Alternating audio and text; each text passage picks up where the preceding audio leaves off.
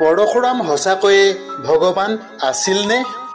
নমস্কাৰ বান্ধৱসকল, কাকতি ক্ৰিয়েশ্যন চেনেলত আপোনালোক সকলোকে স্বাগতম জনাইছোঁ। আজি পৰশুৰামৰ বিষয়ে কিছু কথা ক'বলৈ লৈছোঁ। হিন্দু ধৰ্মগ্ৰন্থসমূহত পৰশুৰামক ভগৱান বিষ্ণুৰ ষষ্ঠ অৱতাৰ বুলি উল্লেখ কৰা হৈছে। ধৰ্মগ্ৰন্থসমূহৰ কথা অনুসৰি পৰশুৰামে মুঠ 21 বাৰ পৃথিৱী ভ্ৰমণ কৰি ক্ষত্ৰিয়সকলক নাশ কৰিছিল। এতিয়া প্ৰশ্ন হয়, ভগৱানৰ অৱতাৰ হৈও পৰশুৰামে কিয় ইমান অবৰ্ণনীয় নৰসংহাৰ কৰিছিল? ইমান অবৰ্ণনীয় নৰসংহাৰ কৰা এজন অস্ত্ৰধাৰী ক্ৰোধমন্ত ব্ৰাহ্মণ জানো ভগৱানৰ অৱতাৰ হ'ব পাৰে? আজি আমাৰ এই ভিডিঅ'ত পৰশুৰামৰ বিষয়ে বিস্তাৰিতভাৱে জানিব পাৰিব। পৰশুৰামৰ জন্ম কেনেকৈ হৈছিল? পৰশুৰামৰ মাতা পিতা কোন আছিল? পৰশুৰামৰ গুৰু কোন আছিল? পৰশুৰামে ক্ষত্ৰিয়সকলক কিয় নাশ কৰিছিল? অস্ত্ৰধাৰী ক্ৰোধমন্ত ব্ৰাহ্মণ পৰশুৰাম সঁচাকৈয়ে ভগৱানৰ অৱতাৰ আছিল নে? আপোনাৰ মনলৈ কেতিয়াবা যদি এই প্ৰশ্নবোৰ আহিছে, তেন্তে ইয়াৰ উত্তৰ জানিবলৈ ভিডিঅ'টো শেষলৈকে অৱশ্যে চাব। গতিকে আহকচোন এতিয়া আমাৰ কথা আৰম্ভ কৰোঁ। আমাৰ আজিৰ কথাভাগ ব্ৰহ্মবৈৱৰ্ত পুৰাণৰ পৰা লোৱা হৈছে।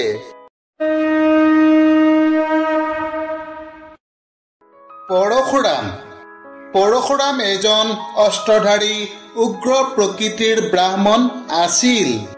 হিন্দু ধৰ্মশাস্ত্ৰসমূহৰ মতে পৰশুৰাম হৈছে ভগৱান বিষ্ণুৰ ষষ্ঠ অৱতাৰ। পৰশুৰামৰ প্ৰকৃত নাম হৈছে ৰাম।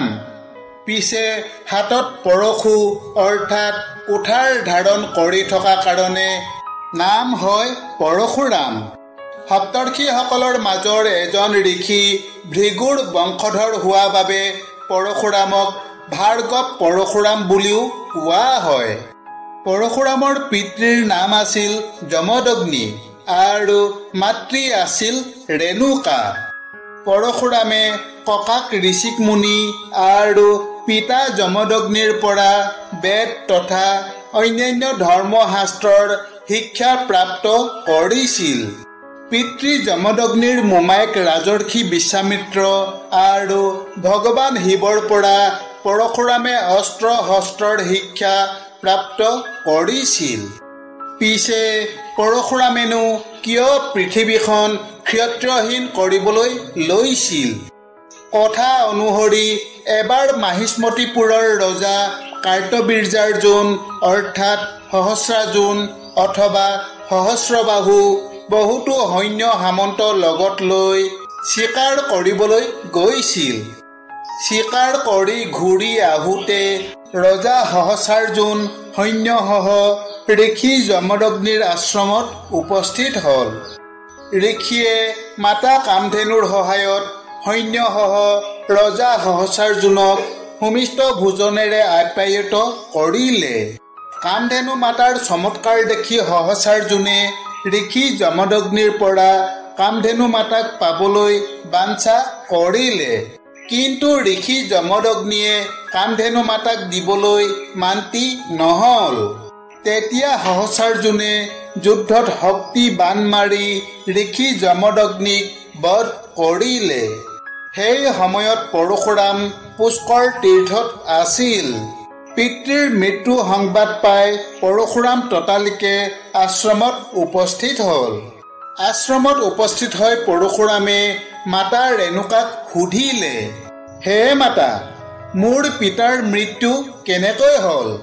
পৰশুৰামৰ প্ৰশ্নৰ উত্তৰত ৰেণুকাই সকলো কথা ভাঙি পাতি ক'লে।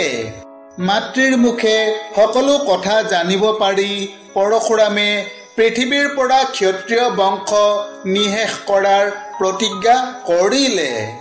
পুত্ৰৰ প্ৰতিজ্ঞা শুনি ৰেণুকাই ক'লে, হে পুত্ৰ, মনুষ্য জীৱনত যুদ্ধ পৰম শত্ৰু। যুদ্ধ কৰি কোনোৱে শুভ ফল প্ৰাপ্ত নকৰে। তথাপি তুমি কিবা কৰ্ম কৰিবলৈ সিদ্ধান্ত লোৱাৰ আগতে পৰমপিতা ব্ৰহ্মাৰ লগত পৰামৰ্শ কৰিবা। এই বুলি কৈ পৰশুৰামৰ মাতৃ ৰেণুকাই স্বামীৰ লগতে প্ৰাণত্যাগ কৰিলে। তেতিয়া পৰশুৰামে পিতৃ মাতৃৰ সৎকাৰ কৰি ব্ৰহ্মাৰ লগত পৰামৰ্শ কৰিবলৈ ব্ৰহ্মলোকলৈ গতি কৰিলে। পৰশুৰামৰ ইচ্ছা আৰু প্ৰতিজ্ঞাৰ কথা জানিব পাৰি সৃষ্টিকৰ্তা ব্ৰহ্মাই ক'লে, হে ভাৰ্গৱ, তুমি ক্ষত্ৰিয় নাশ কৰাৰ যি প্ৰতিজ্ঞা কৰিছা সেই প্ৰতিজ্ঞা ৰাখিবলৈ হ'লে বহুতো মনুষ্যৰ জীৱন নাশ হ'ব। এজনৰ দোষৰ কাৰণে তুমি বহুজনক শাস্তি দিবলৈ ওলাইছা। বহু যত্ন কৰি কৰা সৃষ্টি বিকাশ তুমি ধ্বংস কৰিবলৈ বাঞ্ছা কৰিছা। গতিকে তোমাৰ এই কৰ্মত মই কোনো ধৰণৰ সহায় কৰিব নোৱাৰো। সেয়েহে তুমি মহেশ্বৰৰ ওচৰলৈ যোৱা। প্ৰভু মহেশ্বৰে তোমাক কিবা উপায় প্ৰদান কৰিব। সৃষ্টিকৰ্তা ব্ৰহ্মাৰ কথা শুনি পৰশুৰামে তৎকালে ভগৱান শিৱৰ সাক্ষাতৰ বাবে কৈলাশলৈ যাত্ৰা কৰিলে। কৈলাশত শিৱ পাৰ্বতী দুয়ো আসনত বিৰাজমান হৈ আছে। পৰশুৰামে শিৱ পাৰ্বতী দুয়োৰে চৰণত প্ৰণিপাত জনাই বহুতো স্তুতি মিনতি কৰিলে। পৰশুৰামৰ প্ৰাৰ্থনা শুনি শিৱই ক'লে, হে ব্ৰাহ্মণ কুমাৰ, তুমি কোন হয়? কি প্ৰয়োজনত তুমি ইয়ালৈ আহিছা? শিৱৰ কথা শুনি পৰশুৰামে নিজৰ পৰিচয় দি সকলো কথা ভাঙি পাতি ক'লে তথা ক্ষত্ৰিয় কুল নাশ কৰাৰ নিজৰ প্ৰতিজ্ঞাৰ কথাও ক'লে।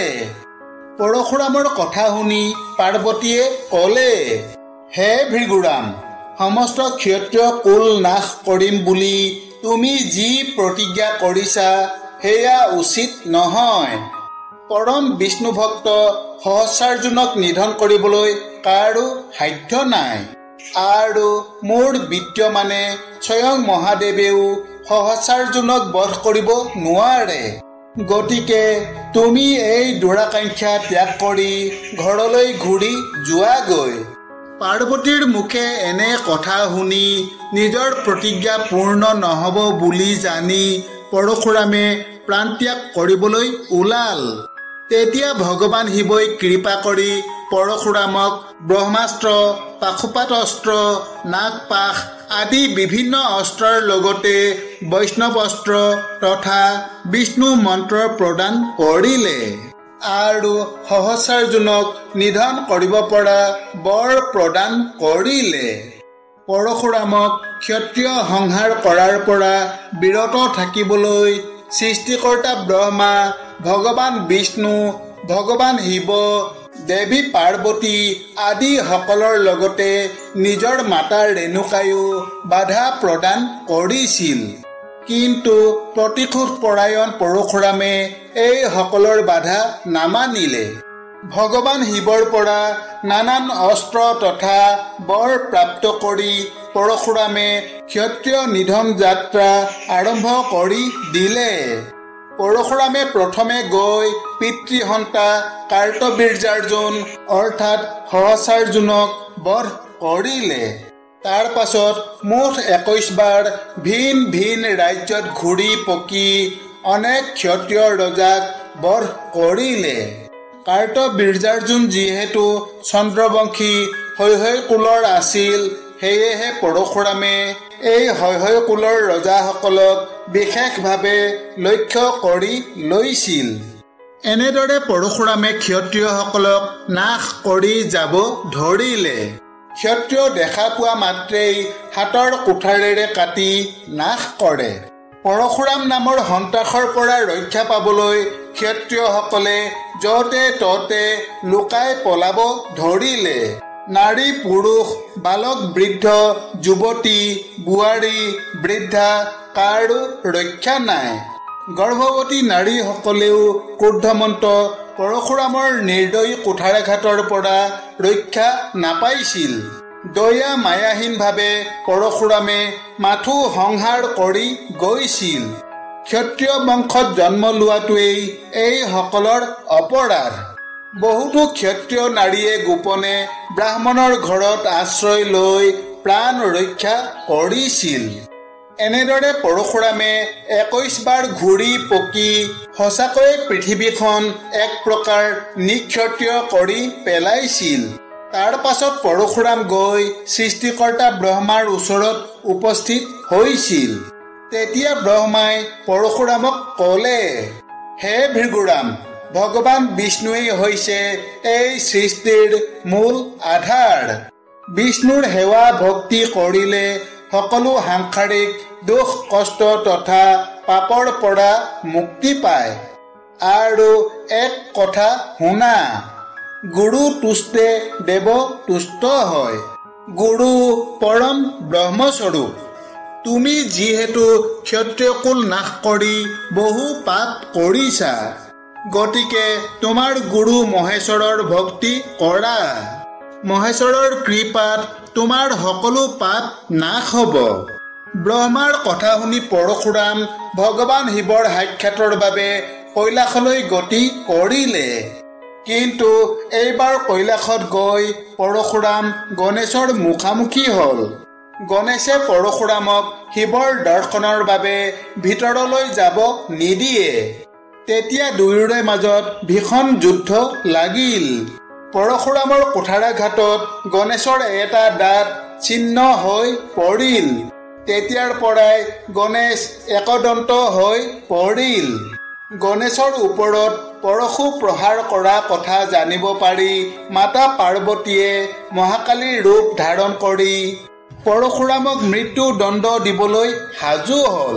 কিন্তু ভগৱান শিৱৰ কৃপাত মহাকালী শান্ত হ'ল তথা পৰশুৰামৰ জীৱন ৰক্ষা পৰিল। তাৰ পাছত পৰশুৰামে নিজৰ পাপ খণ্ডন কৰিবৰ বাবে মন্দৰগিৰি পৰ্বতত গৈ ভগৱান বিষ্ণুৰ তপস্যা আৰম্ভ কৰিলে। পাছত ত্ৰেতা যুগত ভগৱান বিষ্ণুৰ সপ্তম অৱতাৰ ৰামে যেতিয়া সীতাৰ স্বয়ম্বৰত হৰধনু ভংগ কৰিছিল, তেতিয়া পৰশুৰাম স্বয়ম্বৰ সভাত উপস্থিত হৈ ৰামক মৃত্যু দণ্ড দিবলৈ ওলাইছিল। পিছে ৰামৰ হাতত পৰশুৰামৰ দৰ্পচূৰ্ণ তথা সকলো অহংকাৰ নাশ হ'ল। তাৰ পাছৰে পৰা পৰশুৰামৰ ক্ৰোধ শেষ হ'ল তথা মন্দৰ পৰ্বতত তপস্যা কৰিবলৈ গুচি গ'ল। এনেদৰে পৰশুৰামে এজন ক্ষত্ৰিয় কাৰ্তবীৰ্যাৰ্জুন অৰ্থাৎ সহস্ৰবাহু অৰ্থাৎ সহস্ৰাৰ্জুনৰ ওপৰত ক্ৰোধ কৰি পৃথিৱীৰ পৰা ক্ষত্ৰিয় কুল সমূলঞ্চে নাশ কৰিবলৈ ধ্বংস লীলা কৰিছিল। এতিয়া আপুনিয়েই কওকচোন যে অপৰাধ কৰিছিল এজন ক্ষত্ৰিয়ৰ ৰজা সহস্ৰাৰ্জুনে, তেন্তে সহস্ৰাৰ্জুনে কৰা এটা অপৰাধৰ বাবে সমগ্ৰ ক্ষত্ৰিয় কুল নাশ কৰাটো কিমান ন্যায়সংগত। এজন সহস্ৰাৰ্জুনে অপৰাধ কৰিলে, সেই অপৰাধৰ বাবে ক্ষত্ৰিয় কুলৰ সমস্ত নৰ নাৰী শিশু বৃদ্ধ যুৱতী বিবাহিতা মহিলা বৃদ্ধা আদি সকলোকে মাৰি পেলোৱাটো কিমান ন্যায়সংগত। এজন ব্ৰাহ্মণ ইমান হিংস্ৰ হোৱাটো জানো উচিত আছিল? এনে এজন হিংস্ৰ ব্ৰাহ্মণ ভগৱান হ'ব পাৰেনে? ভগৱান বিষ্ণু হৈছে ৰক্ষাকৰ্তা পালনকৰ্তা।